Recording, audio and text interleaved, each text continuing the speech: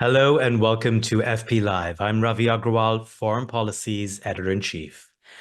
Wow, what a week. On Wednesday morning, we learned that Donald Trump not only won the electoral vote, he is also on track to win the popular vote. If he does, it would be the first time a Republican has won a majority of votes nationally since George W. Bush in 2004.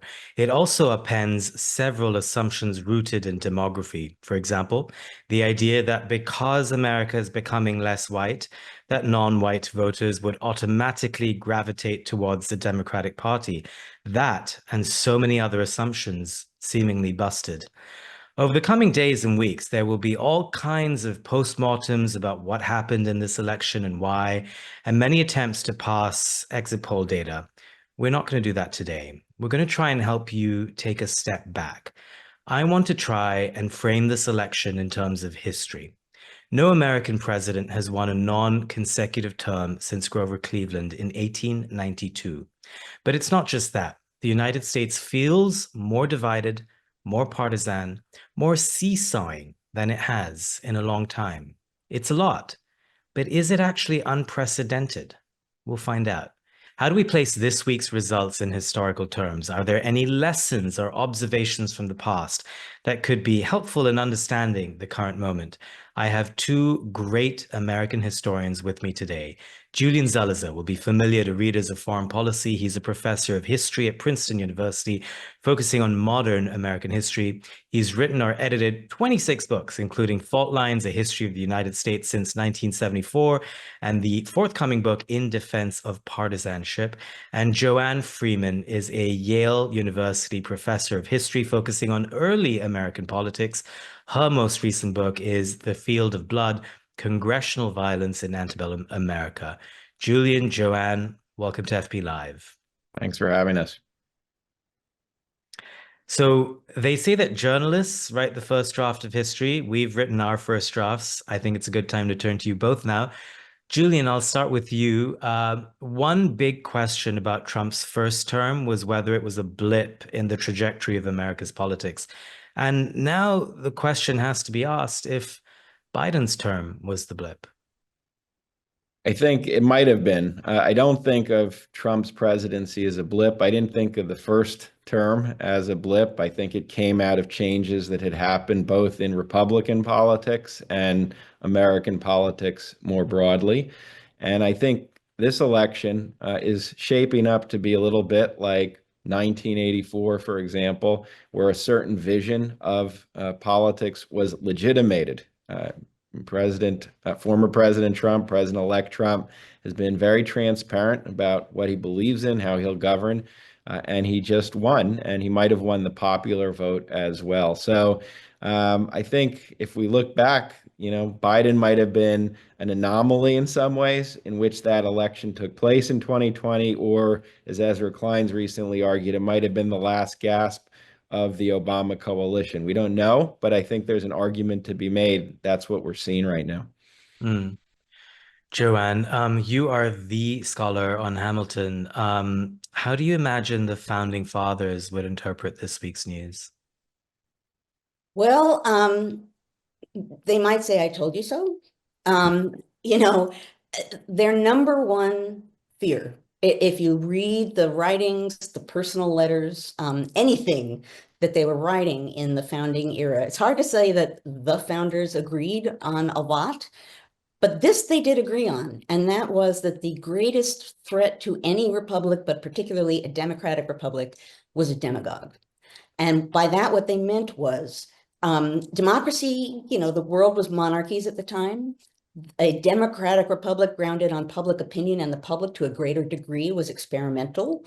What made these largely elitist founder folk nervous was that the public would be easily persuaded, warped, led astray by someone who could get their emotions riled up, and that's the vulnerability of anything democratic, that the people and their emotions can lead them astray. And historically speaking, in deep history, going back to ancient Greece, ancient Rome, when they looked at republics, what they saw was demagogues saying anything that they can possibly say to the public to get their emotions flowing, to woo the public. And then once they got power, doing whatever they wanted and becoming tyrants.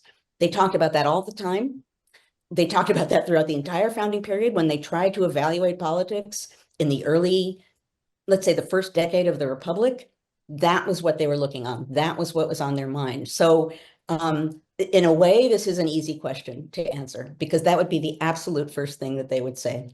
We told you that Wow. that demagogic tendencies are the vulnerability, and now here you are. Julian, I'd like you to riff on that. I mean, there's also the inverse here because Trump routinely invokes US history. There's Make America Great Again, rooted in the past. And then knowingly or unknowingly, I'm struck by the fact that the very first law passed by the very first Congress was the 1789 Tariff Act. Trump keeps talking about how tariffs are beautiful. It's one of his key campaign pledges. He says he wants to be a dictator. On day one, the founders created a strong executive branch. How does Trump think about his place in history, and what does that mean in terms of what we can expect from him? Well, I think he has grandiose feelings about himself, and he's someone who feels that he has the capacity to test every institution and every norm, and he can break them or ignore them and get away with it. I do think that's his disposition. It always has been. He, at some level, is someone with a huge appetite for power. He's also a showman. If all of us who have followed his history understand he believes he can not only sell things, but sell almost anything.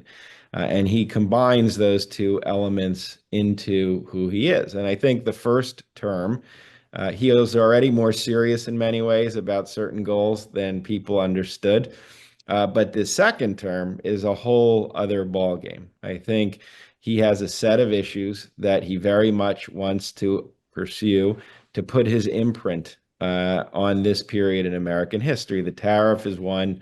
Economically, we don't know what exactly that means. He's, remarkably ambiguous, even as he keeps saying the same thing over and over. Might be leverage for certain tariffs, might be some mega tariff. We will see. I do think going after opponents should be taken seriously. He's been very clear that this will be part of his mark, a purge. You can imagine Senator McCarthy back in the 1950s having presidential power and then trying to put his imprint by going on and against everyone. And that will include weakening the walls between the Department of Justice and the Oval Office. I think he's very clear on that. And then on foreign policy, we'll see. We'll see what he wants to do. I assume he will continue to pursue this more nationalist / isolationist agenda, which he seems committed to. And if he can do that and kind of advance it, including in areas such as the Russia-Ukraine war, that would be a big turn against liberal internationalism and the alliances that came out of World War II. And so he has big visions. And now he's surrounded by people who might be more amateur, quote unquote, in terms of governing experience, but are very clear and deliberate in what they want to achieve. And so I would look for these 4 years. Those are some of the areas, and there's others that he'll pursue. Obviously, I would add a kind of even harsher turn against immigration, possibly ramping up deportations, continuing with the border wall, making citizenship even more difficult in the existing rules that we have.